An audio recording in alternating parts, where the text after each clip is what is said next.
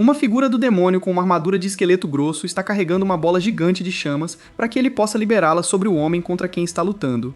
Ele jura que este é o fim para seu inimigo, o homem chamado Léo. A bola de fogo se aproxima como se estivesse prestes a ser atingida diretamente por um meteoro. Ele ativa a magia do gelo e a usa para bloquear o ataque. Ele chama a criatura de Rei Demônio Belfar. Ele fortaleceu sua magia de gelo, criando um caminho de gelo que alcança e atravessa o Rei Demônio. À medida que Belfar se desintegra lentamente, ele diz a Léo que não deveria pensar que tudo acabou. Então ele explode. Léo não consegue acreditar que finalmente acabou. Ele encontra alívio por não haver mais uma ameaça. Ele retorna ao reino, celebrado pelo povo por trazer a paz ao mundo. Mais tarde, retorna ao orfanato Tenor, local onde nasceu e cresceu.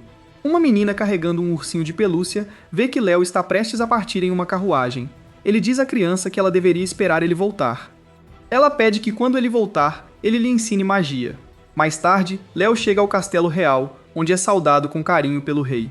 Léo cumprimenta ele e o príncipe Shark. A princesa Sarah parece também se encontrar com ele. Ele beija a mão dela para cumprimentá-la formalmente. O rei conta a Leão que quando disse a Sarah que viria ao castelo, ela chegou imediatamente, fazendo a princesa encobrir o rosto de constrangimento. Léo pergunta ao rei por que ele o convocou. O rei informa que o príncipe Tubarão tem informações sobre uma caverna onde monstros estão aparecendo. Isso choca Léo, que pensou que os monstros desapareceriam assim que ele derrotasse o Rei Demônio. O rei quer que ele investigue, pois há relatos de que as pessoas não conseguiram retornar após entrarem. Ele acha que enquanto Léo for quem vai, não há mais nada com que se preocupar. Leão vê que é seu dever cumprir esta tarefa para poder eliminar os fatores que ameaçam a paz das pessoas. Ele pensa nas crianças do orfanato e em como precisa fazer isso, principalmente no futuro delas. Ele se curva diante do rei e aceita a missão. O rei também quer que eles discutam o casamento com a princesa Sarah assim que a missão terminar, fazendo Sarah corar. Léo ri, mas no fundo ele não vê isso como algo que o rei leve a sério. Convidam-no a ficar no castelo para ir com Shark à caverna amanhã. No dia seguinte, Shark encontra Léo para a jornada. Shark estende a mão e diz que é uma honra trabalhar com ele. Léo aperta a mão e diz sentir a mesma honra. Shark mostra a entrada da caverna e pede para ele ir na frente. Lá dentro, raízes enormes estão por toda parte, e eles descem por poços sem fundo. Liu sente uma aura estranha, ligada aos desaparecimentos. Ao pedir a Shark para ter cuidado, o príncipe o apunhala pelas costas com uma espada, que atravessa seu peito.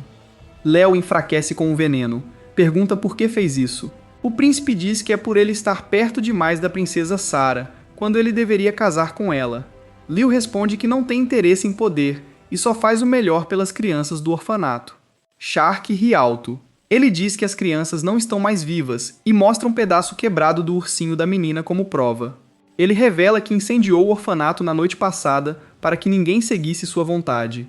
Ao dizer isso, ele pisa no pedaço do ursinho. Ele sorri cruelmente, dizendo sarcasticamente a Léo que todos podem ser felizes juntos. Léo grita de raiva e tenta atacá-lo, mas Shark o chuta para cair em um dos poços. Enquanto cai, o príncipe o chama sarcasticamente de herói da justiça e o agradece por todo o seu trabalho duro. Mais tarde, Liu acorda e descobre que está vivo em uma poça de água. Ele se lembra do rosto de Shark quando o traiu. Isso o enfurece tanto que ele soca o punho e jura que nunca o perdoará. Ele se concentra novamente na série de túneis para encontrar uma saída. Um esqueleto vivo de uma criatura feroz se aproxima dele. Isso o surpreende, pois é um monstro que ele nunca viu antes, mas ele lança uma magia de bola de fogo nele. A criatura é destruída como resultado da explosão. De repente, uma janela gráfica aparece para informar a Léo que ele está no meio de uma missão secreta chamada Estratégia de Passagem Infinita e que completou 1 de 1.000.000. Ele tenta tocar na janela, mas sua mão a atravessa. Outra besta esquelética aparece, e ele a destrói com magia de fogo também. A janela então informa que ele agora está em 2 de 1.000.000.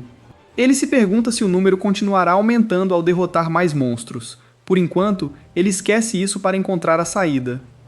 Enquanto avança, ele encontra vários corpos de pessoas desaparecidas. Isso o faz perceber que pode morrer, e precisa sair o mais rápido possível. Dias se passaram com Léo lutando e buscando a saída. 1 ano depois, seu status já atingiu 10.000. Ele acredita que em suas batalhas, o que o mantém são é a sede de vingança contra Shark. Mais tempo se passou, e ele já atingiu 100.000. Ele até aprendeu uma magia nova com um atributo que não conhecia. Seu status indica que é magia de atributo sombrio. Seguindo em frente, ele usa o poder nos monstros. Ele percebe que pode usá-lo contra Shark um dia. 10 anos depois, Léo ainda está nas cavernas escuras. Com sua experiência em magia sombria, ele completou a missão secreta, atingindo milhões de 1000 milhões. O status o parabeniza pela missão secreta. Léo ouve uma voz implorando para ele derrotar alguém. Ele pergunta quem são. De repente, vê a luz de uma porta se abrindo à sua frente. O brilho faz cobrir os olhos. Ele se pergunta se pode voltar à superfície ao entrar. De repente, ele acorda em uma poça d'água de novo. Vê seu rosto no reflexo, mas não o reconhece. Ele se levanta, olha em volta e vê que está na fonte de um campus moderno, com um prédio à frente. Onde ele está? Um grupo de 3 valentões, de uniforme escolar como Léo, o V e o chama de Kuro. Léo pergunta quem são. O valentão líder fica irritado com as perguntas estranhas. Ele pega a cabeça de Léo e a afunda na água para afogá-lo. Léo ativa a magia de atributo água, fazendo a fonte explodir e arremessar o valentão líder. Os valentões se perguntam se foi ele. O líder diz a seus homens que eles podem esquecê-lo e ir embora. Enquanto Lee os observa fugindo, ele pergunta o que está acontecendo. De repente, ele ouve uma voz, elogiando-o por liberar tanto poder, apesar de sua magia ter sido suprimida. Ele vê que vem de uma esfera de luz roxa flutuante. A luz incentiva Léo a segui-los para que possam conversar corretamente. Vai até ao topo de uma ponte pedonal. Com eles na privacidade, a luz se transforma em uma garotinha flutuante de cabelos azuis e roupas brilhantes. A garota o abraça e o chama de mestre. Léo pergunta quem ela é e o que está acontecendo. Ela se apresenta como Luna, a mensageira da deusa. Ela explica que é a guia dos mortos, chocando Léo. Ela informa que ele realmente faleceu quando estava no buraco e que chegou a um mundo diferente do seu. Ela continua que ele assumiu o corpo de um menino, graças ao poder da deusa.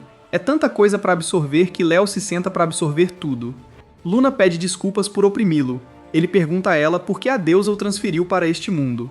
Luna está prestes a responder, mas eles ficam perturbados com o súbito aparecimento de um portão verde.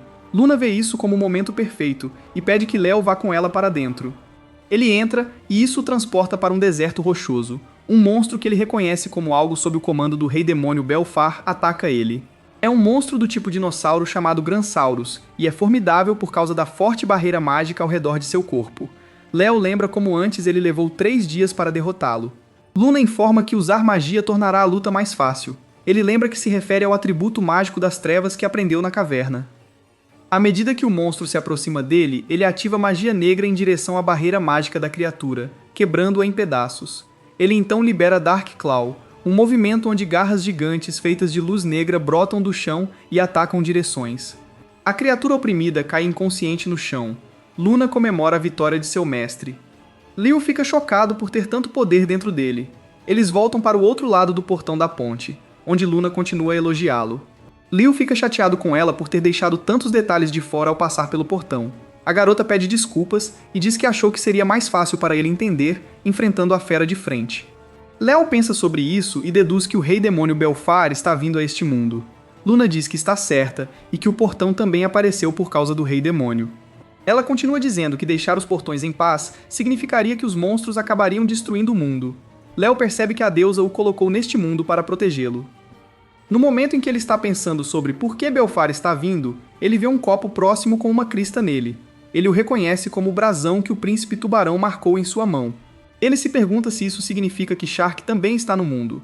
Luna percebe que ele está furioso com seu punho trêmulo. Luna então vê alguém chegando e desaparece em uma lufada de ar. Uma mulher uniformizada da escola o vê e pede um momento com ele. A mulher pergunta a Leo se ele viu aparecer um portão. Luna fala telepaticamente com Leo e o aconselha a agir como se não soubesse de nada. Ele faz o que ela manda e diz à mulher que não viu nada. A mulher então o reconhece e pergunta se ele é o aluno que se envolveu com os delinquentes anteriormente. Ela se sente culpada e se curva para pedir desculpas por ter chegado tarde demais para impedi-los. Léo diz a ela que ela não fez nada de errado e não deveria se desculpar por algo assim.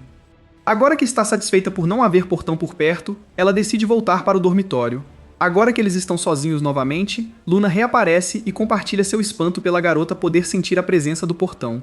Ela sente uma pontada de romance, como se fosse um encontro entre um menino e uma menina dentro de um jogo. Mais tarde, Léo vai para o dormitório estudantil.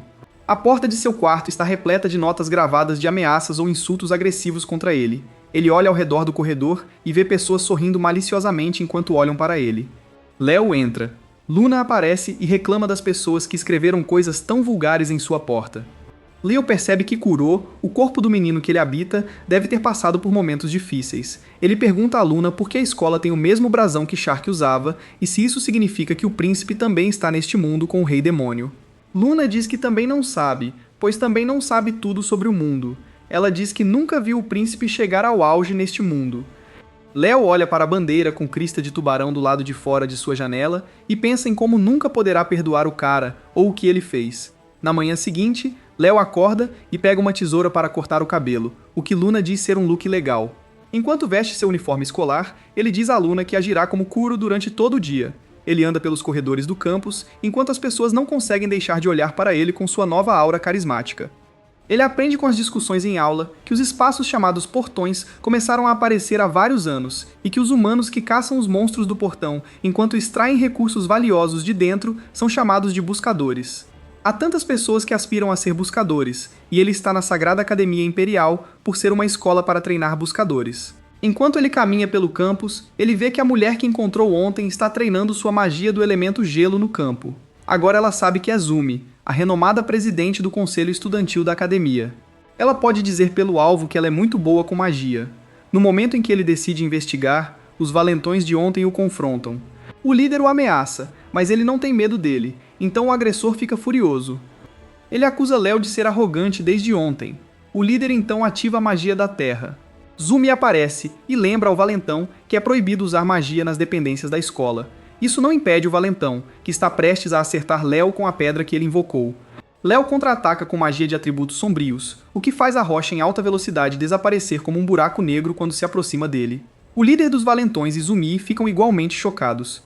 Como se nada tivesse acontecido, Leo foi embora. Mais tarde, depois da escola, Leo recebe um bilhete dos valentões informando que ele deveria ir para o campo de treinamento.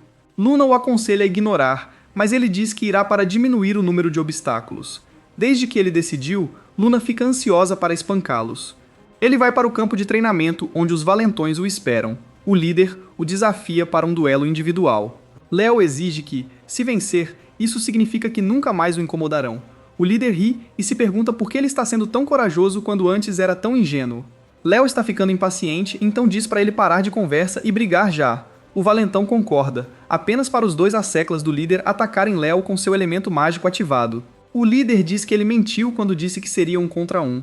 Leo antecipou esse truque. Ele levanta as mãos em direção aos atacantes e então ativa a magia negra, que os repele como um forte empurrão. O líder fica chocado. Leo diz que não tem intenção de cair novamente em um ataque furtivo. Ele também reúne mais magia negra, enquanto jura com fúria que nunca perdoará ninguém que adote tal tática.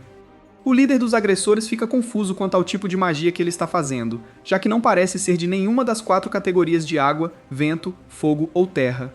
Ele pergunta a Leo quando alguém tão inútil quanto ele poderia usar uma magia tão poderosa. Leo é acionado pela palavra inútil, então seu poder só fica mais forte. O valentão fica tão intimidado que usa magia de chamas nele. Leo é tão rápido que fica atrás do valentão em um piscar de olhos. Ele bate em seu ombro com energia escura, fazendo o agressor perder a consciência.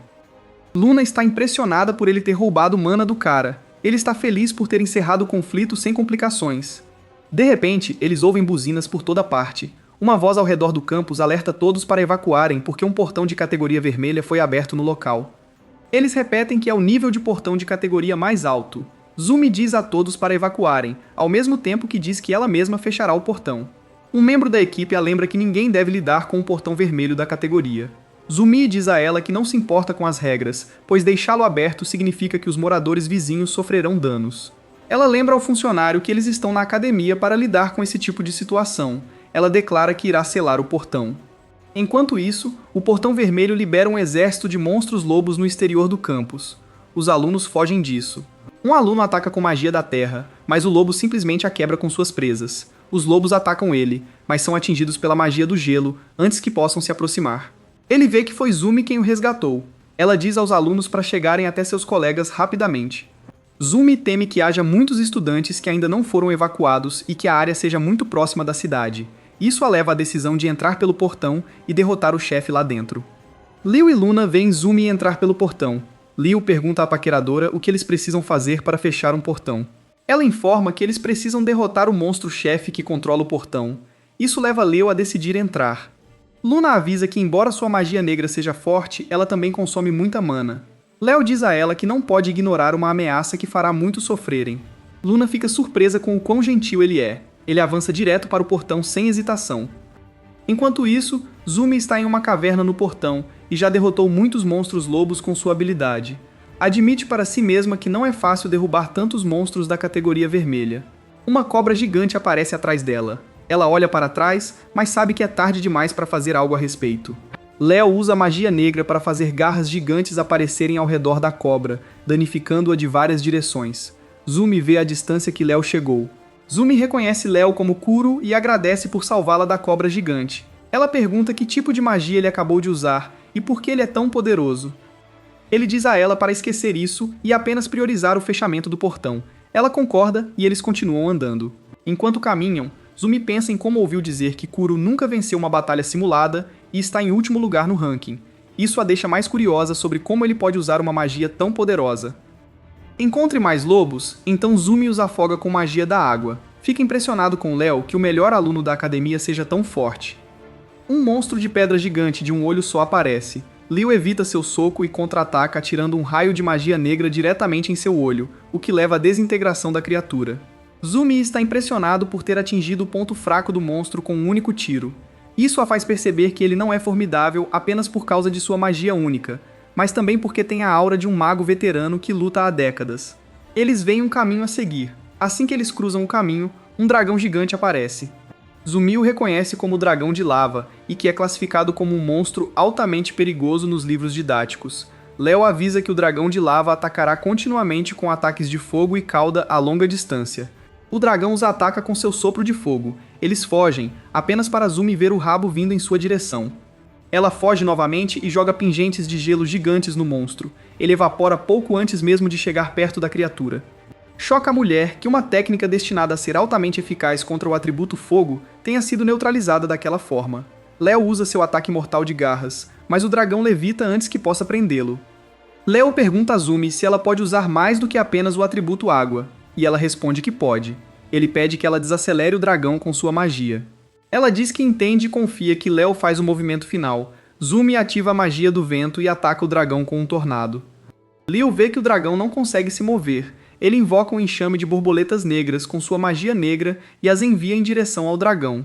Com um estalar de dedos, as borboletas explodem como uma série de bombas. À medida que a fumaça se dissipa, eles veem que o dragão foi morto.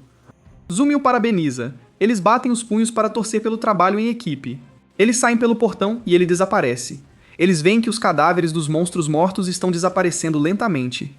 Eles então ouvem uma voz gritando com Zumi. Um homem de terno aparece para repreendê-la por desconsiderar abertamente as ordens de não entrar na categoria Portão Vermelho. Este homem é o diretor da academia, Shido. Luna informa telepaticamente a Leo que o Homem Furioso é o diretor da academia e que é conhecido por construir uma fortuna com a Sagrada Academia Imperial. Leo pensa na possibilidade de um homem da sua estatura estar ligado ao tubarão. Zumi pede desculpas ao diretor e dá a desculpa de que não poderia simplesmente ficar parada enquanto as pessoas corriam perigo. Shito diz a ela que seu senso de justiça não é uma desculpa e que se ela falhasse, a academia teria sido responsabilizada por isso. Sua falta de apreço irrita Leo, que diz ao diretor que ele precisa descrever a coragem e a determinação dela melhor do que isso. Shito não tem ideia de quem ele é e diz que estranhos como ele não têm o direito de falar. Zumi responde que não é um estranho e na verdade é o responsável por fechar o portão vermelho da categoria. Isso faz Shido rir, que apenas reconhece Leo como Kuro, o aluno com classificação mais baixa da academia. Ele acusa Zumi de fazer uma piada absurda, depois entra no carro e sai apressado. Leo pensa em como ele precisa investigar Shido, independentemente de ele ter ligações com Shark ou não. Leo e Luna voltam para o dormitório. Luna ainda está chateada porque o diretor está agindo de forma altiva. Leo vê isso como uma evidência que mostra o quão pouco as pessoas pensam em Kuro. Luna então vê Leo lendo um livro e pergunta o que ele está fazendo. Ele tem a sensação de que a vida do menino que habita foi mentalmente desgastante. O diário diz que Kuro estava em seu limite psicológico desde que foi para a academia, esperando poder se tornar um buscador para ganhar dinheiro para as despesas médicas de sua irmã mais nova, apenas para perceber que não tem talento para magia. Leo relembra todas as notas ameaçadoras na porta do dormitório de Kuro e as conecta às palavras do diário sobre o menino sendo desprezado e oprimido. O diário continua pintando a imagem de um menino que sempre sofre bullying dos alunos todos os dias. Léo vê que as páginas apresentam marcas de lágrimas do choro constante de Kuro. Luna percebe que Léo ficou solene depois de ler. Ele olha para a lua pela janela e jura que vai mostrar a todos o que eles merecem por colocar Kuro em uma situação tão difícil. Enquanto isso, Shido está em seu escritório, olhando o histórico de Kuro porque se sente insultado por um fracasso como ele ousar criticá-lo. Ela sorri ao pensar em poder expulsá-lo a qualquer momento. Enquanto isso, Zumi está no meio do banho e ainda pensa em quão poderoso Léo é, apesar de ser Kuro, o aluno com classificação mais baixa na academia. Isso a faz suspeitar de que algo está acontecendo.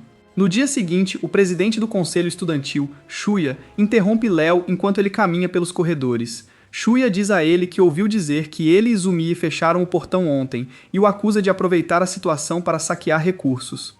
Ele exige que um homem sem habilidades como ele pare de causar problemas ao presidente. Léo diz a ele que sua única intenção era selar o portão. Shuya sabe de sua baixa classificação na academia e o acusa de mentir. Zumie vê Léo e se aproxima dele. Isso leva Shuya a interromper a conversa e ir embora. Zumi pergunta a Léo o que Shuya queria dele, mas ele diz a ela para esquecer isso e pergunta por que ela estava procurando por ele. Ela diz a ele que o diretor ligou para ele. Ambos vão para a sala do diretor, onde Shito ordena que Liu desista. Zumi defende Léo e pergunta ao diretor por quê. Shito responde que é porque Léo tem a pontuação prática mais baixa da academia e não venceu nenhuma batalha simulada desde que se matriculou.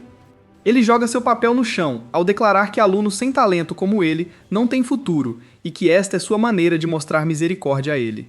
Léo pega o papel e sugere que ele rescinda a ordem de expulsão se ele provar sua força vencendo todas as batalhas simuladas que programou para este mês. A ideia insulta Shido, mas ele olha para o cronograma simulado da garrafa, onde vê que eventualmente será encontrado com Shuya e aceita seu desafio. Liu sorri e declara que a aposta está decidida. Léo retorna ao seu dormitório, onde ele e Luna analisam suas batalhas simuladas programadas. Léo lembra como Zumi o incentivou a retirar a aposta, pois corre o risco de ser expulso se perder apenas uma batalha simulada. Ela teme que uma vez que ele lute contra Shuya, até ele possa perder.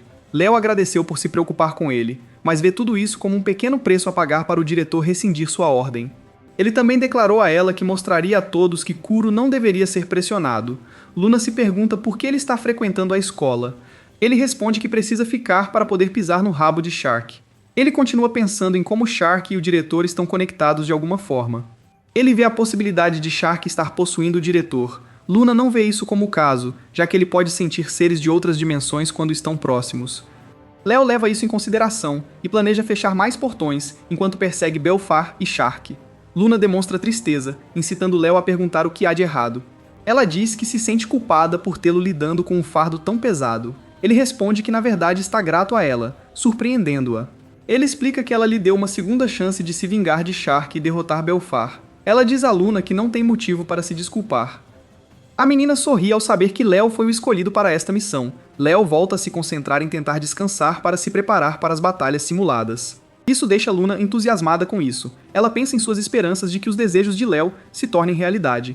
No dia seguinte, os alunos se reúnem no campo de treinamento para as batalhas simuladas. O aluno que enfrentou Léo está confiante de que pode vencê-lo. A torcida toda torce pelo adversário de Léo e espera que ele vença também. Léo simplesmente suspira com a subestimação. A batalha simulada começa, e o oponente instantaneamente libera sua magia do vento e a joga em Liu. À medida que a fumaça se dissipa, ele vê que Liu desapareceu. Ele acha que exagerou, que deve tê-lo surpreendido. Léo aparece atrás dele e o derrota com magia da terra. O árbitro anuncia-lhe o vencedor. A multidão está chocada por ele ter derrotado o 23º estudante classificado.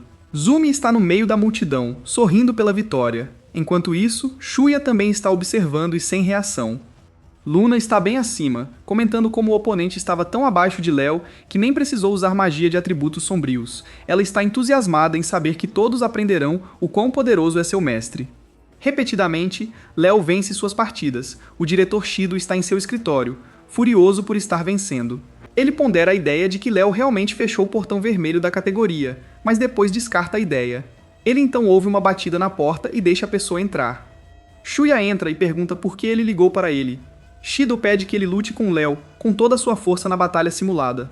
Shuya diz que não consegue imaginar perder para o cara. Ele diz a ele que estudou todas as suas batalhas simuladas até agora e percebe que só pode fazer magia com atributos da Terra. Ele deduz que isso significa que não tem chance contra ele. Shida sorri, satisfeito por não precisar se preocupar. Shuya sai do escritório se perguntando por que é tão cauteloso com Léo. Apesar de tudo, ele ainda não vê como pode perder contra ele. Enquanto isso, Léo venceu mais uma partida. Desta vez, todo mundo está falando sobre como ele ficou tão forte. Zumi lhe entrega uma garrafa de água para apoiá-lo. Shuya os vê conversando e isso deixa com raiva. Mais tarde, a batalha final entre Léo e Shuya está prestes a começar, com os dois competidores se enfrentando no ringue. Shuya avisa Léo para não ficar arrogante só porque venceu todas as batalhas até agora. Ele pergunta se planeja vencê-lo, e Léo responde que sim. Shuya se sente insultado por pensar isso, e declara que o fará se arrepender de ter dito isso. Zumi, Shido e Léo estão na ponta dos seus assentos. O árbitro inicia a partida. Shuya está carregando sua magia enquanto pergunta como um ranker inferior como Léo de repente despertou. Ele pondera que deve ter planejado esconder suas habilidades e chamar a atenção ao acumular vitórias consecutivas, mas considera isso ridículo. Isso só o faz querer arrancar ainda mais a máscara. Shuya prepara a magia do atributo do vento de alto nível para criar um arco e flecha feito de relâmpago. Ele dispara várias flechas relâmpago. Léo contra-ataca criando uma parede de terra que as flechas atingem. Shuya fica chocado ao saber que seu feitiço foi ativado rápido o suficiente para bloquear suas flechas. A multidão está igualmente chocada. Shuya se acalma e lembra que só pode fazer magia da terra. Ele ativa a magia do atributo terra e deixa chover pedras em seu oponente. Léo contra-ataca, mandando-os embora com um tornado. Shuya fica chocado por ter usado a magia do vento. A multidão enlouquece. Eles então percebem que ele apenas usou a magia do vento e ficam confusos. Zumi explica que é raro os magos obterem vários atributos porque já levam uma vida inteira para dominar um único atributo. Saber disso só deixa Zumi ainda mais impressionado com Léo. Shuya diz a Léo que ele não deveria ser capaz de usar magia além da magia da terra. Léo responde que está desprezando demais as pessoas. Embora ele seja bom com magia, sua atitude ainda tem um longo caminho a percorrer.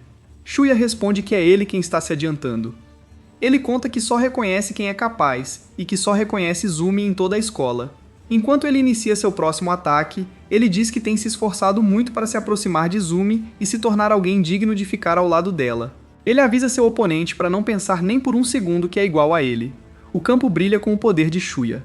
A multidão sabe que o vice-presidente está prestes a liberar seu atributo especial de água de alto escalão.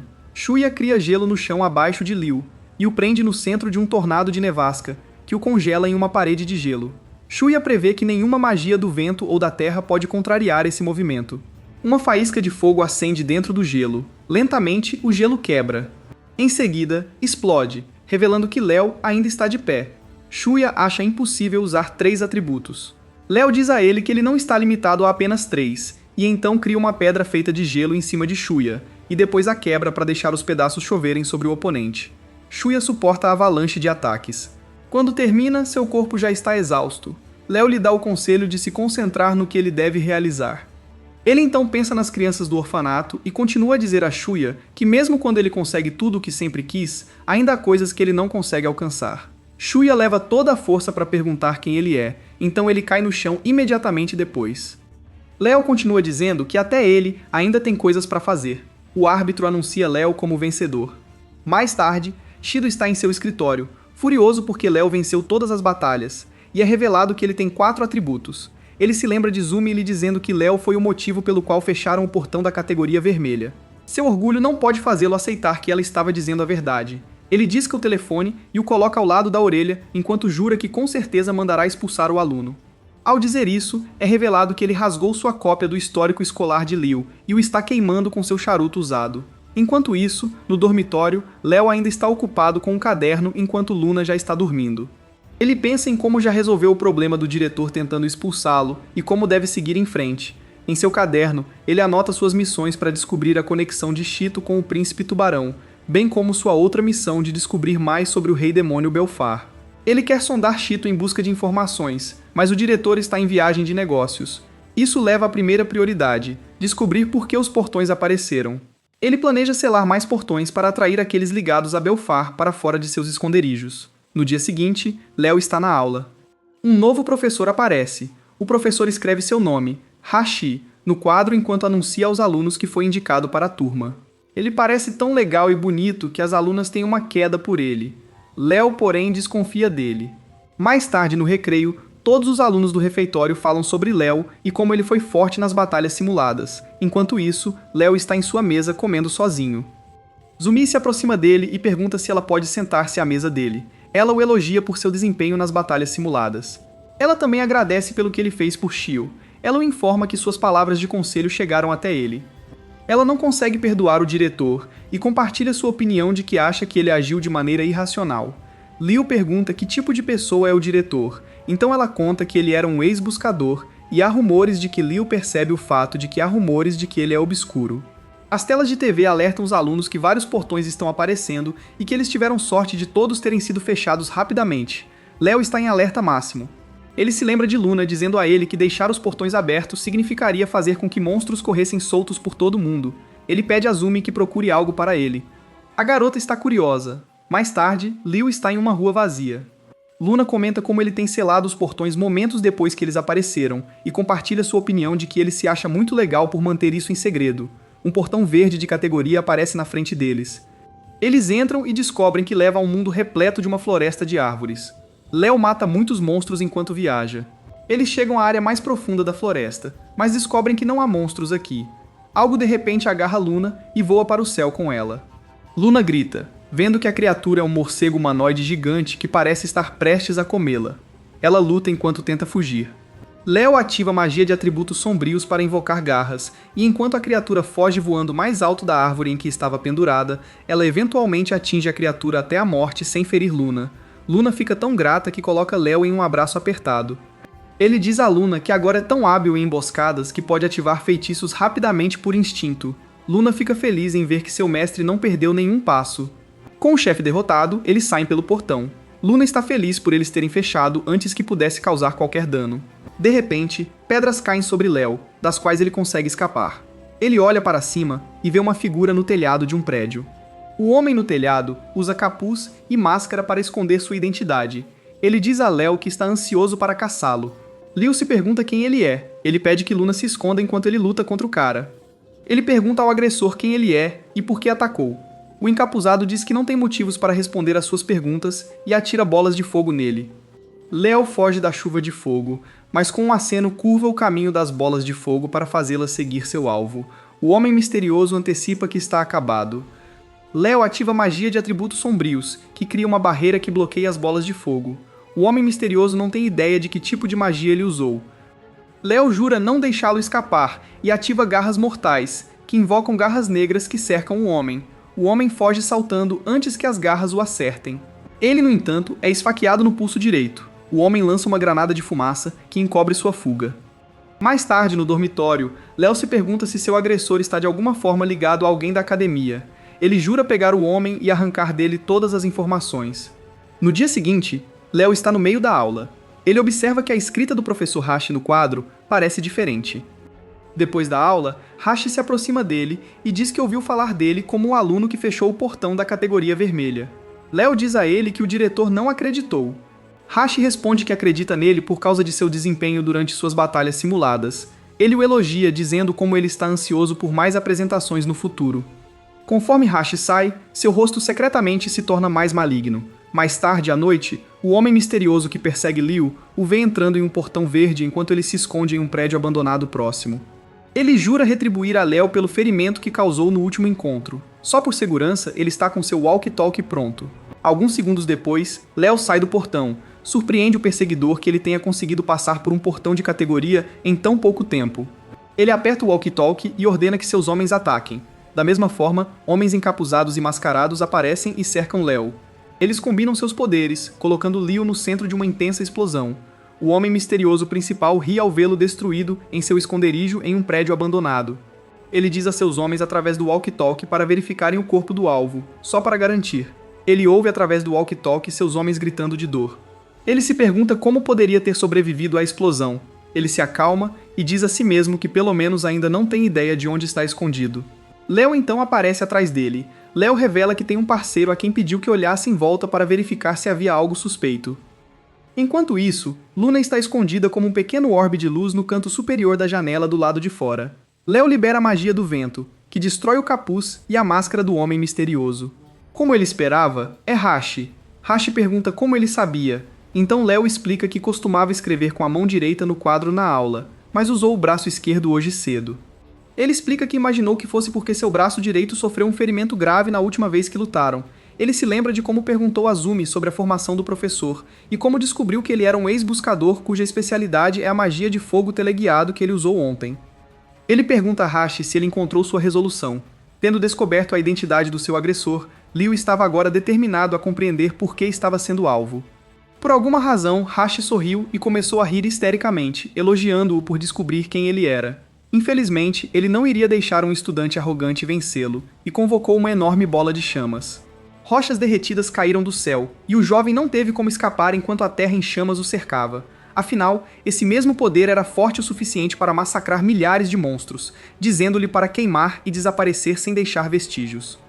Hashi disparou suas chamas para frente. Como esperado, Léo manteve sua posição, imperturbável. Se é desse feitiço que ele está falando, então o jovem mago sabe disso muito bem. Ao vê-lo levantar a mão e chamar fogo para as palmas, o professor percebeu o que estava acontecendo, mas não conseguia acreditar que ele fosse capaz disso. O feitiço de atributo fogo foi lançado, e uma bola de fogo idêntica, brilhando como carmesim, foi lançada para colidir com o feitiço inicial. A colisão causa uma grande explosão, e Hashi ainda não acreditava que tivesse acabado de lançar o nível mais alto de magia de fogo. Léo o corrige, dizendo que tais feitiços são, na melhor das hipóteses, magia de classificação intermediária. O comentário ofende o buscador, que agora está furioso e lhe diz para parar de falar bobagens. Ele falou anteriormente sobre matar milhares de monstros com isso, mas agora seu inimigo era alguém que havia matado centenas de milhares de monstros sozinho. Ele agarra o professor arrogante pelo pescoço e libera magia negra enquanto o eleva ao céu. Hashi não sabe o que estava acontecendo, mas podia sentir a mana dentro dele sendo gradualmente drenada. O homem poderia engasgar e lutar, incapaz de mover o corpo da maneira que deseja. Léo também teve sucesso nesta missão, mas havia outra coisa a fazer. Olhando para seus agressores, ele exige saber se Shito foi quem ordenou o ataque. Embora silencioso, seus olhos astutos e sua boca trêmula confirmam isso. Pego em flagrante. Hashi quebra, insistindo que recebeu ordem de se livrar de qualquer um que fechasse os portões. Se esse era o objetivo de seu inimigo, significa apenas que o diretor realmente está do lado de Belfar.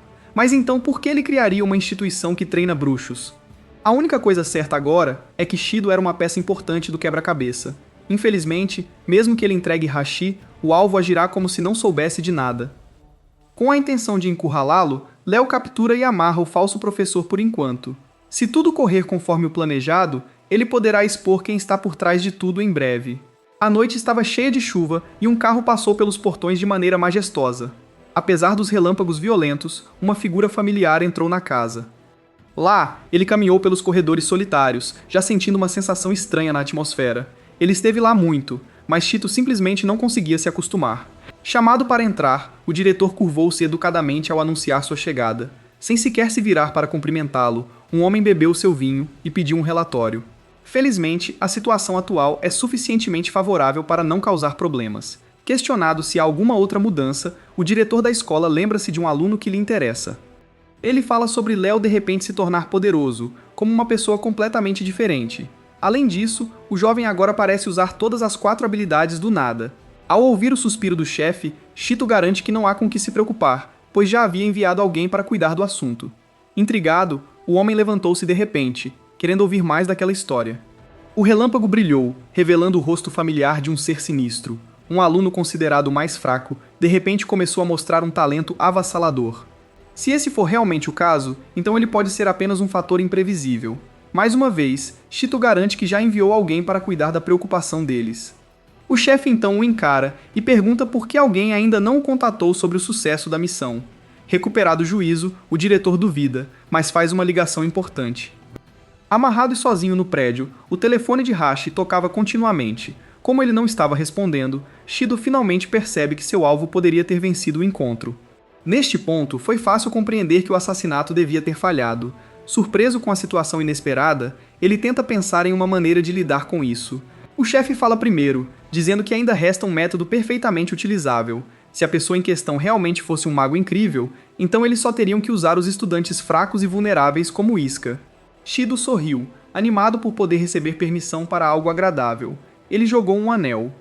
Pode ser um pouco cedo, mas eles precisam passar o experimento para a próxima fase. Sorrindo de alegria, o diretor pede para deixar isso com ele. Afinal, foi por isso que ele reuniu e treinou tantos bruxos na academia. Sentando-se mais uma vez, o homem esperava alegremente vários desenvolvimentos interessantes. Ele finalmente estava de bom humor novamente, e isso aconteceu bem a tempo para a liberação do Portão Preto. No dia seguinte, Chito chamou Léo ao seu escritório e disse que ele poderia ter cometido um erro em sua avaliação. Como tal, ele gostaria de se desculpar por isso, juntamente com a atitude rude que demonstrou até agora. Sua mudança pode ser repentina, mas o diretor insiste que aqueles que se destacam devem ser reconhecidos.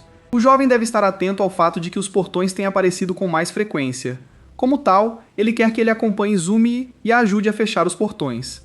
Isso implicaria patrulhar as áreas envolvidas, então Léo aceita imediatamente. Shido fica feliz por ser rápido na compreensão e estende a mão para deixar as coisas para o menino, que aceita o gesto e a responsabilidade. Ele sabe que o homem estava planejando algo, mas decide seguir em frente por enquanto. Afinal, ele tem seu próprio plano e usa secretamente sua magia negra durante o aperto de mão. Mais tarde, ele conta a Zumi que tudo não passou de uma armadilha. Para sua surpresa, ele diz que confirmou que o diretor ordenou que Hashi o atacasse. Os detalhes do que ele faz e do que não sabe não são claros, mas é certo que ele está sendo alvo. Infelizmente, ele não pôde rejeitar o pedido antes, pois eles não podem deixar os portões desmarcados. Além do mais, o plano dele é para ele e somente para ele, então ele pedirá a ela que renuncie à patrulha. Zumi recusa a tentativa de afastá-la, não querendo fechar os olhos para tal mal acontecendo bem na sua frente. Até Luna reconhece que ela não é do tipo que cede, então ele não tem escolha a não ser aceitar. Eles começam a se mover assim que o sol começa a se pôr. Eles não conseguiram sentir a presença de nenhum portão por um longo tempo, então Léo de repente chamou sua parceira, perguntando-se se ela não sentia nenhum medo em relação aos portões. Seria mentira dizer que ela não tinha medo, mas para lutar contra aqueles que ameaçam o mundo ela estava disposta a superá-lo. Esta também é a razão pela qual ela decidiu se tornar uma bruxa. Ao ouvir suas palavras, o ex-herói se lembra de como agiu antes de partir para derrotar o Rei Demônio. Ele se vira para ela, cheio de intriga. Zumi diz que também terá muito mais força para lutar, desde que ele esteja ao seu lado. Só então, um andar sombrio e avassalador apareceu atrás dela, cheio de mais poder do que qualquer coisa que eles já encontraram antes. Os dois ficam surpresos, principalmente pela cor inédita, e esse momento de surpresa rapidamente muda a maré. A magia saiu do portão e rapidamente envolveu a jovem com amarras apertadas. Eles tentaram lutar e se segurar, mas ela já estava sendo puxada para dentro sem ter como lutar. Leo não consegue chegar a tempo e só consegue observar enquanto ela é levada para outra dimensão. O Portão Negro enviou ondas de poder avassalador e sinistro, mas isso não importa agora, pois ele teve que fazer tudo o que pudesse para salvar a vida de seu camarada. Enquanto isso, Chito observava de longe, encantado com o desenrolar dos acontecimentos. Com a garota presa, a isca está lançada, e ele só precisa esperar para ver como o alvo vai reagir. Cada parte do plano até agora levou ao aparecimento do Portão Negro. O Senhor do Portão é um monstro assustador, que ataca aqueles com grandes quantidades de mana. Dito isso, como Léo se sairia contra tal inimigo? Luna puxa o Grande Mago de volta, pedindo-lhe que espere um momento. Ela sabe que o lugar diante deles é provavelmente mais perigoso do que um portão de categoria vermelha. O fato de ter aparecido no local que eles foram orientados a patrulhar é bom demais para ser verdade. Em outras palavras, é altamente provável que Shido tenha armado isso com a intenção de prendê-los. É inegavelmente perigoso, mas não havia chance de ele deixar Zumi sozinho. Só então, Luna aponta para frente, colocando sua atenção nos monstros dragões saindo do portão. Flechas de luz dispararam para frente, eliminando todos de uma só vez. Para surpresa de Léo, ele vê Shuya, ofegante depois de atirar nos inimigos com tanta pressa. Ele não perde tempo e exige saber o que aconteceu de repente. O vice-presidente exclamou ao saber que Zumi estava sozinho lá dentro. Infelizmente, os monstros continuaram a aparecer, e eles não podem entrar sem lidar com eles primeiro. Shuya se voluntaria para cuidar das coisas lá fora, enquanto salva o presidente do conselho. Compreendendo, a pessoa mais adequada para salvar seu companheiro pediu desculpas e expressou sua gratidão, antes de entrar correndo. Embora frustrado por não ser ele, o vício deixa isso nas mãos dos alunos talentosos e continua a entalhar outra flecha para enfrentar os monstros transbordantes. Enquanto isso, Léo se viu em uma terra escura e desolada. Eles não podem se dar ao luxo de se preocupar com o meio ambiente, então os parceiros avançam. Todos os inimigos que encontram são fortes o suficiente para serem considerados chefes em outros portões. Felizmente, isso não é um problema para ele. O Grande Mago usa sua magia negra e conjura a foice da calamidade do submundo. Dragon tolamente ataca ele e é brutalmente cortado em pedaços com um grande golpe da arma. Se preparando, ele diz que não tem tempo a perder tratando-os meticulosamente. Eles abrirão caminho, gostem ou não. Chito observa tudo isso acontecer no conforto de sua sala de vigilância. O aluno deveria ter fugido, mas preferiu pular direto para a morte. Léo finalmente chega a uma enorme escadaria, que deve levar à parte mais profunda do portão. Foi uma jornada árdua até lá, e Luna estava preocupada com seu parceiro. Ele garante a ela que tudo ficará bem, tendo enfrentado situações semelhantes sozinho nas profundezas do inferno. Incapaz de negar, o guia diz que agora só falta salvar Zumi. Roubando sua determinação mais uma vez, ele deu um passo à frente. Zumi abriu os olhos atordoada e se viu envolta nos tentáculos do monstro, amarrada com força e incapaz de se mover. Seu choque aumenta quando ela vê o chefe, olhando ameaçadoramente por trás. Ela luta e se contorce, mas sair de seu controle era simplesmente impossível. Para piorar as coisas, parecia que algo estava sendo drenado de seu corpo. O número de vítimas seria enorme se de alguma forma conseguisse chegar ao mundo exterior. Mesmo agora, ela se preocupa e se pergunta se Léo conseguiu escapar com segurança, mas rapidamente consegue sorrir, certa de que ele não fugiria. Nesse caso, ela também não pode desistir e começa a lançar qualquer magia que possa funcionar. No entanto, a mana acumulada em suas mãos desapareceu instantaneamente, recusando-se a ser ativada. Foi nesse momento que ela percebeu que o monstro estava drenando sua mana. Ele rugiu e abriu bem a boca, como se estivesse pronto para devorá-la completamente. Não havia como alguém deixar isso acontecer. Uma foice escura perfurou o apêndice, envolvendo a garota. Lançado no ar, corta completamente o tentáculo. Zumi o vê envolto em uma magia familiar, e uma voz inconfundível de repente pede desculpas a ela, dizendo que chegou atrasado. Um sorriso fraco de alívio se espalha por seu rosto. Como esperado, Léo estava lá para salvá-la, sem sequer perder um momento pensando em escapar sozinho. Chito se reporta ao seu chefe com um sorriso. A conjuração do portão escuro foi um sucesso, e o aluno problemático certamente estava perdido. Tudo o que resta fazer é permitir que os dois se tornem o sustento do Gate Boss. Zumi encara seu colega semanalmente, feliz por ele realmente ter vindo salvá-la. Luna avisa Léo sobre os tentáculos, que de alguma forma estavam absorvendo a mana do alvo. É um monstro de aparência estranha, que ele nunca viu no outro mundo. No entanto, ele não pode vacilar apenas por causa de uma viga desconhecida. O inimigo dá o primeiro passo e lança um ataque direto contra ele. Ele se esquiva bem a tempo e vê o chão completamente destruído pelo impacto. Estaria acabado para ele se fosse atingido. Com a intenção de mirar no corpo principal, ele ativa sua magia negra. A terra tremeu, e em questão de segundos, espinhos de pura magia surgiram e empalaram o boss. Luna o elogia com entusiasmo, mas o ataque não foi tão bem sucedido quanto parecia, e o corpo principal ficou completamente ileso. Enfurecido, o monstro enfiou seus tentáculos decepados profundamente no chão. Enquanto ele se perguntava o que estava acontecendo, seu parceiro lhe diz para tomar cuidado por trás. O aviso permite que ele se esquive na hora certa, sofrendo apenas um pequeno ferimento no rosto. Zumi se preocupa, mas garante que está tudo bem e que não foi um golpe direto. Dito isto, é uma dor, pois ele não tem ideia de como o novo inimigo se move e ataca. Outro tentáculo brotou do chão, mas ele é muito rápido e o corta rapidamente. Porém, o monstro não desiste de tentar matá-lo, mas o mago também não se deixa acabar. Liu tem lutado sem parar desde que entrou no portão e deve estar ficando sem mana. A julgar pelo estado de Azumi, ela também não tem muito mais. Se ele tentar se aproximar do corpo principal agora, ele será apenas um alvo para os tentáculos que drenam mana.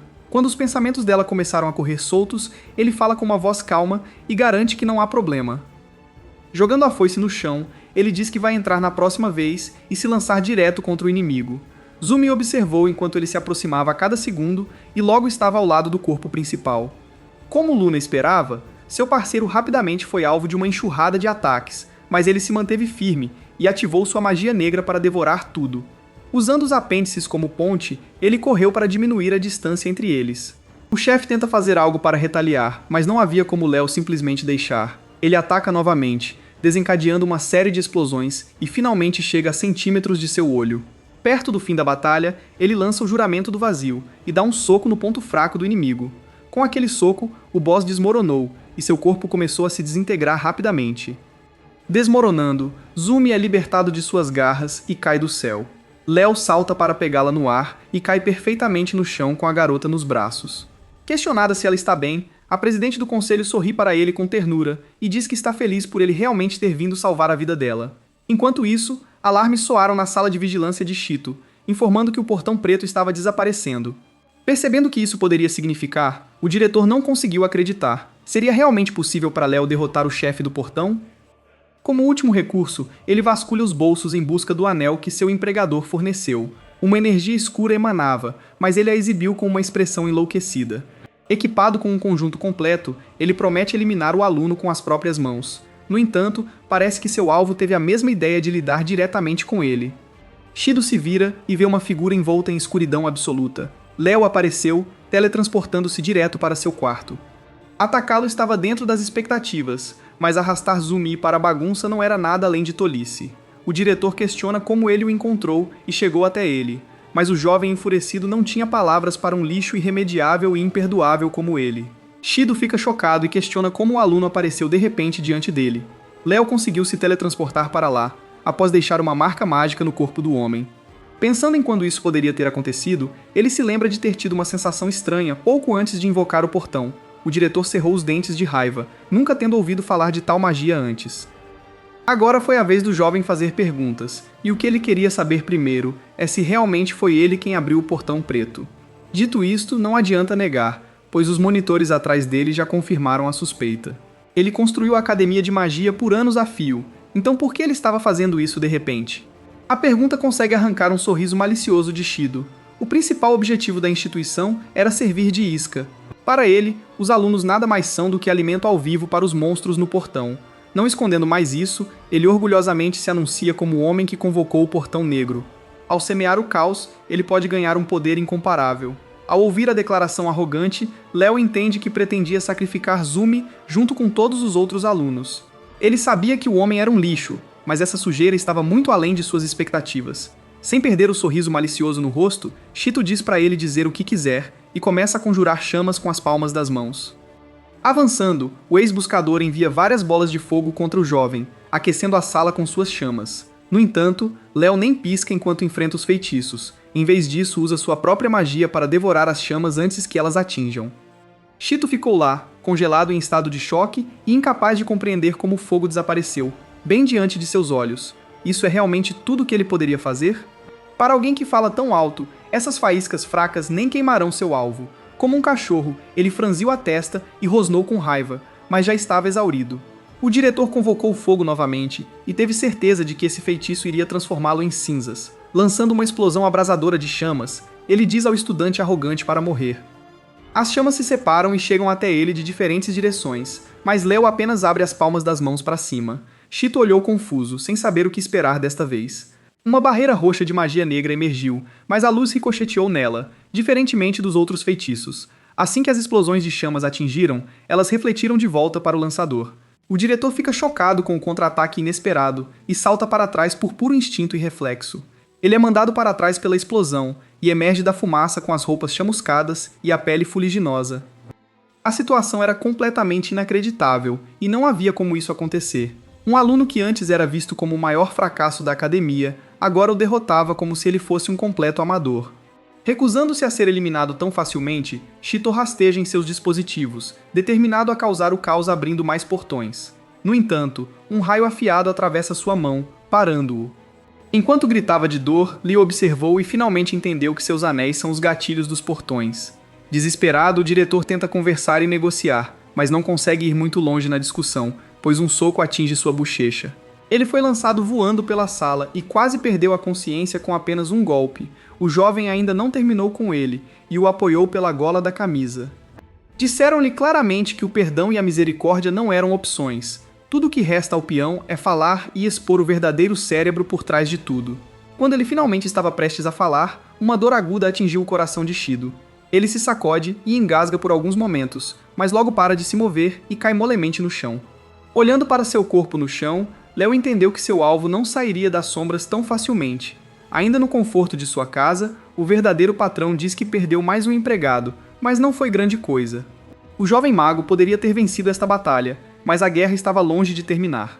Mais tarde, Zumi recebe um resumo do que aconteceu depois que o Portão Preto foi fechado. Shido foi encurralado, mas de repente desmaiou, e não teve memória depois de acordar. Mesmo tendo sido entregue às autoridades, o cérebro por trás dos portões ainda estava foragido e poderia ter outros assuntos por perto. As chances de Shark estar envolvido na coisa toda eram altas, e até Luna sabe que eles não podem baixar a guarda. Pensativo e olhando para longe, Léo promete fazer o príncipe traidor pagar um dia. Era para ser uma noite tranquila de sono. Mas Léo foi atingido por pesadelos dolorosos de sua batalha contra o rei demônio do mundo anterior. Ele até se lembra das crianças do orfanato que queriam aprender magia com ele. Por último, ele se lembra do sorriso de Shark quando eles concordaram em trabalhar juntos, e como ele sorriu mesmo assim ao anunciar que massacrou todos os órfãos. O velho herói levantou-se da cama, acalmando-se dos intermináveis pesadelos. Ele olha para fora e vê a insígnia familiar na bandeira. Desde que Shido foi preso, sua suspeita de um mentor maior só foi confirmada. Dados os sinais, ele tem certeza de que Shark estava observando de perto. Preparando-se para mais um dia de aula, Léo manda o príncipe esperar, pois pretende aplicar o castigo o mais rápido possível. O sol brilhava sobre a academia e, enquanto os alunos continuavam o dia normalmente, cabeças se viraram quando um homem vestido de maneira vistosa cruzou os corredores. Parece ser o novo diretor. Ele chegaria naquele dia e Liu certamente o encontraria em breve. Dito isso, ele tem que descobrir tudo sobre o recém-chegado. Graças à família de Zumie, ela já o conheceu algumas vezes quando criança. Seu nome é Cole, e é um ex-instrutor do cadáver do mago de elite. O homem é bastante experiente em batalha, e já fechou alguns portões. Está tudo muito bem, mas eles não tinham ideia de que tipo de pessoa ele realmente é, e ainda precisavam aprender mais sobre ele. Batendo na porta, Zumi entra na sala do diretor e pede desculpas pela intromissão. Já os esperando, Cole se vira para os alunos e, com uma atitude surpreendentemente alegre, os cumprimenta de braços abertos. Liu fica surpreso com a atitude inesperada, mas consegue trocar gentilezas. O homem dá um grande sorriso ao recebê-los novamente. Até Luna percebe sua energia excessivamente alegre, então pergunta a Zumi se ele é sempre assim. Ele já ouviu algumas coisas sobre o novo diretor, mas agora pode confirmar que ele foi enviado pelo Mago Cadáver Especializado, Sabre. É uma unidade de elite destinada a lidar com aberturas de portões e proteger as pessoas de desastres. Depois de se formar na academia, muitos ingressarão no cadáver, mas poucos serão chamados pelo saber. Mais uma vez, colocar os holofotes sobre si mesmo, diz Cole. Isso apenas prova suas credenciais e habilidades, já que ele pessoalmente ocupa uma posição sólida dentro da organização. Ao vê-lo rir com orgulho, Léo percebe que ele também é um homem vaidoso. Zumi coloca as coisas de volta nos trilhos e lembra que ele tem algo a dizer ao menino. O diretor de repente fica sério e menciona como o mundo e seu povo são constantemente ameaçados por Gates. Este é o conhecimento padrão para os alunos. O que eles não sabem é que o Sabre está desesperadamente carente de lutadores jovens e fortes. Até recentemente, a cidade era bastante segura, pois a associação administrava perfeitamente os portões. Mas isso mudou com um incidente de alguns dias atrás, que foi a aparência impensável de um portão preto. Desde que a ameaça de primeira classe foi aberta, o cadáver de elite não pôde mais ignorar a cidade, que também é a principal razão pela qual Cole foi despachado para lá. Todos os executivos da Sabre concordaram que os portões pretos são muito mais mortíferos do que os vermelhos aos quais estão acostumados. Se os seus demônios violassem o seu mundo, centenas de milhares de inocentes poderiam morrer. Além disso, o perigo na cidade também aumentou em geral, mas a organização ainda carece de pessoal. Para resolver esse problema, ele quer pedir ajuda ao jovem. Obviamente é porque Léo conseguiu ajudar Zumi a selar o portão. Cole já leu o relatório sobre o que aconteceu na outra dimensão, e a investigação de acompanhamento indicou que nem mesmo os mais fortes do Saber tinham o poder de fazer o que fizeram. Por isso, ele está recorrendo ao aluno, independente de sua idade. Para um céu claro e a proteção dos inocentes, eles precisam que ele empreste sua força. Léo pega sua mão estendida, aceitando o pedido com prazer e sem hesitação. Zumi estava prestes a explicar que o garoto fazia tudo sozinho, mas as sirenes soavam incessantemente, alertando-o sobre a presença de um portão vermelho próximo à academia. Eles se voltaram para o diretor e aguardaram suas ordens. Sorrindo, Cole diz que esta é a oportunidade perfeita para ver as habilidades deles com seus próprios olhos. O presidente do conselho hesita em ir despreparado, mas Léo tinha certeza de que eles conseguiriam lidar com isso. Ele diz ao diretor para esperar seu retorno seguro e ir embora para completar sua primeira missão. Logo, eles estavam cara a cara com o furioso portão vermelho.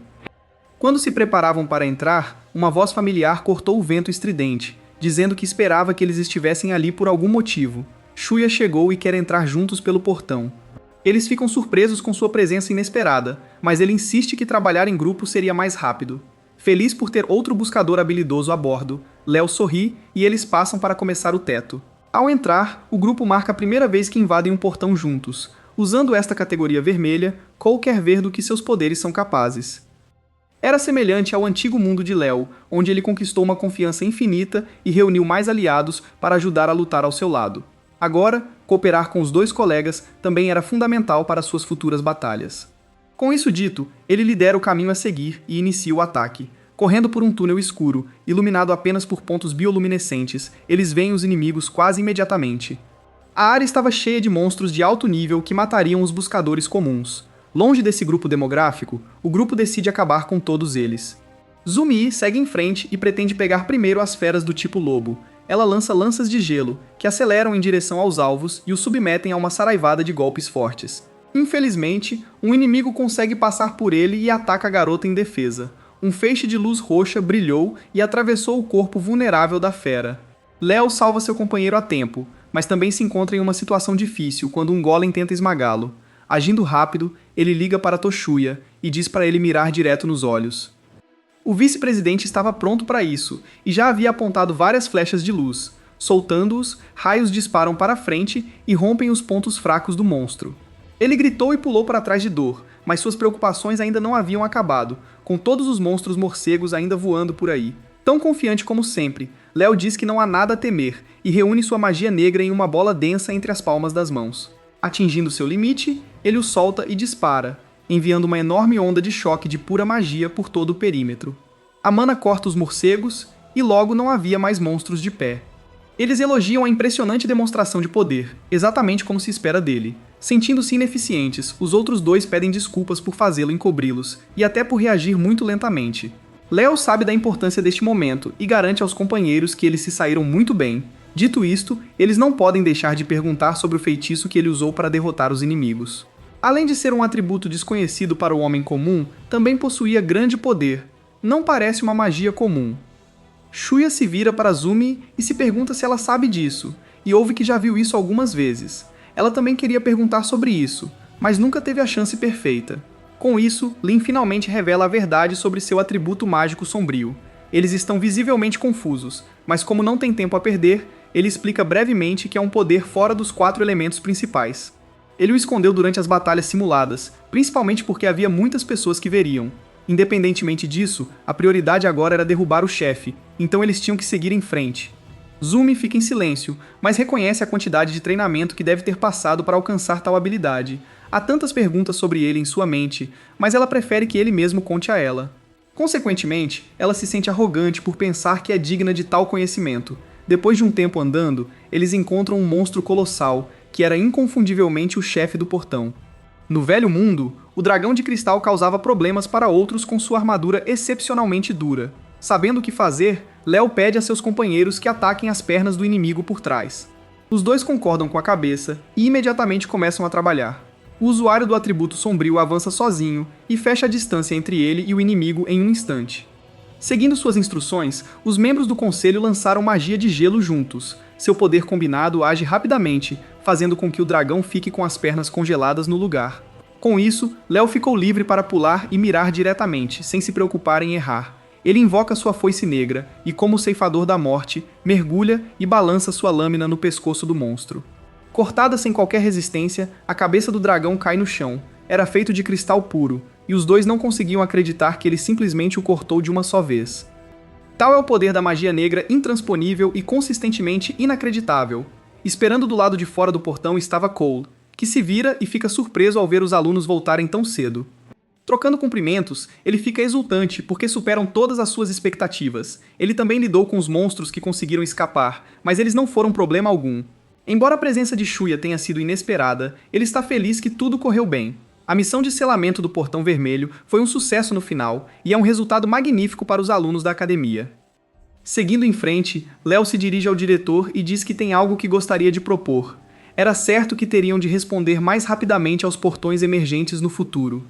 Como tal, os 3 concordaram em formar um clã oficial e gostariam de ter responsabilidade e jurisdição oficiais para selar esses portões. Um clã de apenas 3 pessoas para selar portões era algo inédito. Mas se o Sabre estava com falta de mão de obra, Léo tem certeza de que eles podem fazer a diferença como equipe. Cole pensa genuinamente sobre isso por um momento. Não há precedentes para tal situação, mas eles podem ser fortes o suficiente para realizá-la. Divertido e intrigado, ele dá sua aprovação e diz para eles fazerem o que quiserem. O diretor até promete usar sua autoridade para contabilizar suas conquistas em relação às notas. Com tudo resolvido, o trio sorri e marca seu primeiro dia como clã.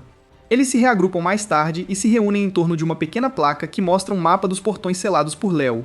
Olhando para isso, ele espera encontrar algum tipo de padrão para tudo isso. Os dois não sabiam o valor, pois ele diz que fez tudo sozinho.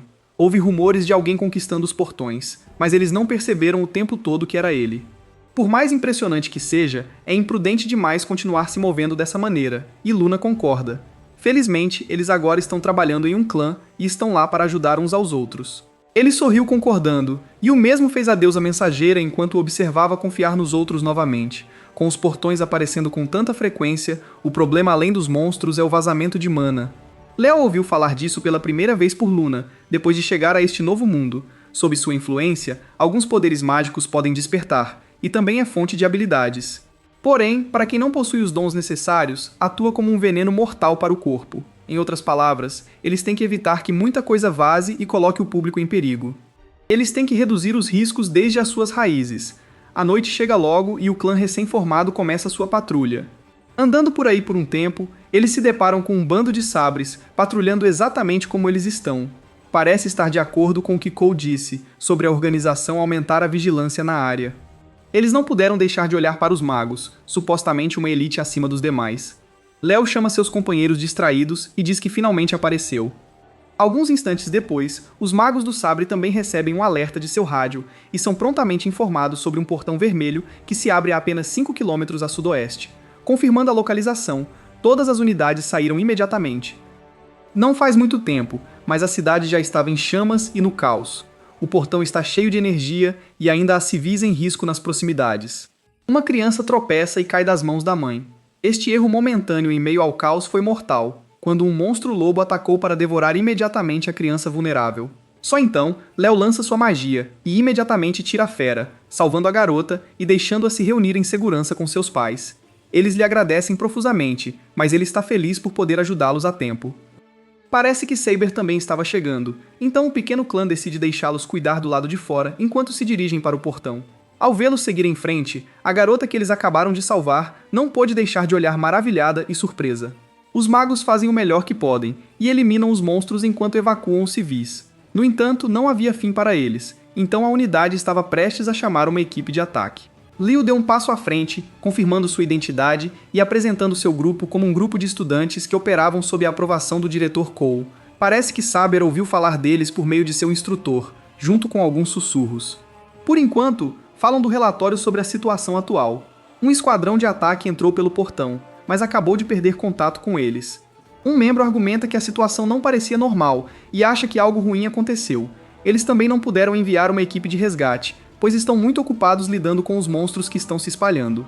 A evacuação de civis é a sua principal prioridade, e os seus camaradas lá dentro entraram sabendo desse risco. O trio compartilha olhares conhecedores e acena com a cabeça. Assumindo a liderança, Léo pede que eles contenham o vazamento, enquanto seu clã cuida da situação lá dentro. O homem estava incrédulo, argumentando que era muito arriscado para um bando de estudantes, mas os jovens ignoravam suas palavras e já caminhavam em direção ao portão. Naquele momento, Cole também chegou, dizendo ao seu subordinado que não havia necessidade de se preocupar com eles. Eles são jovens com vasto potencial, mas mais do que magos excepcionais e talentosos, possuem imensa determinação e um verdadeiro senso de dever. Lá dentro, o grupo se encontra em um pântano com neblina espessa, obscurecendo a maior parte de sua visão imediatamente. Independentemente disso, eles sabem o que devem fazer, não importa o que aconteça. Como era seu primeiro ataque oficial como clã, eles pretendiam dar tudo de si. Correndo para dentro do portão, os alunos veem um monte de monstros caídos e se perguntam se eles foram eliminados pelo esquadrão desaparecido.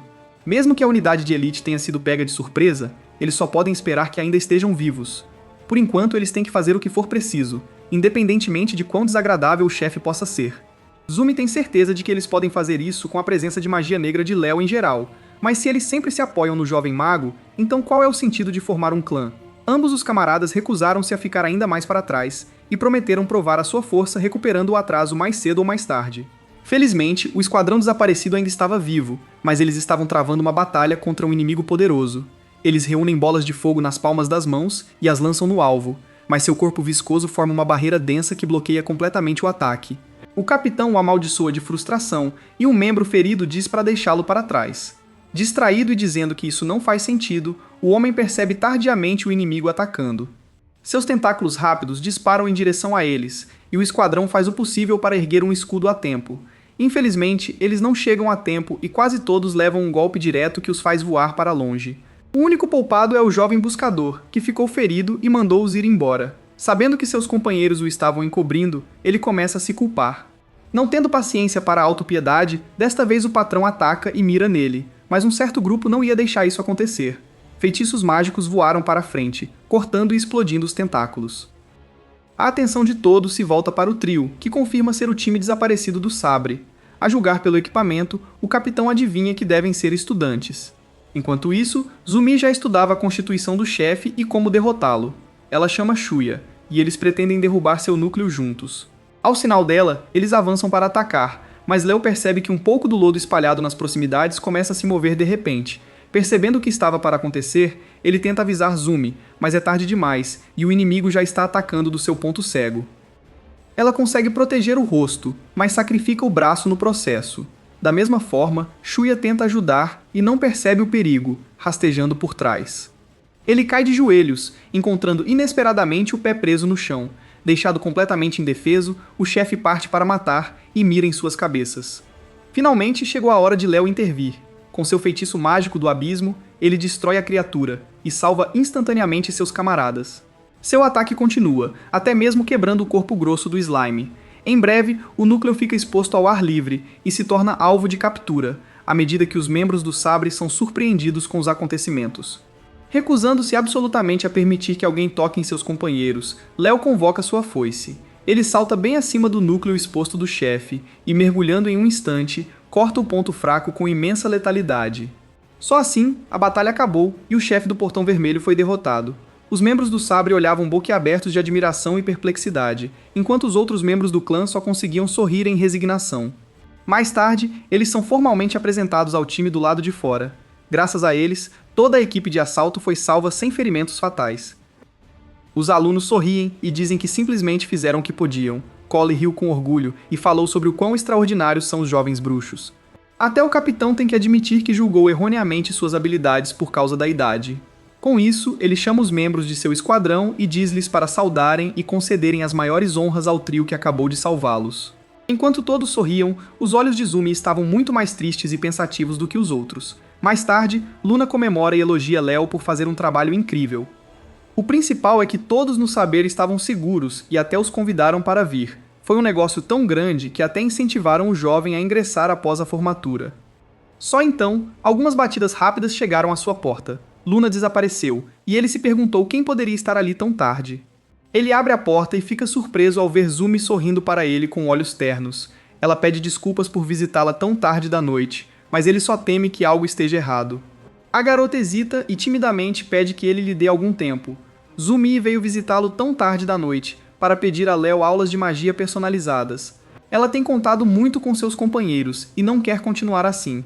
Luna fica um pouco decepcionada com a conversa séria, mas o jovem entende o quão fraca ela deve ter se sentido antes.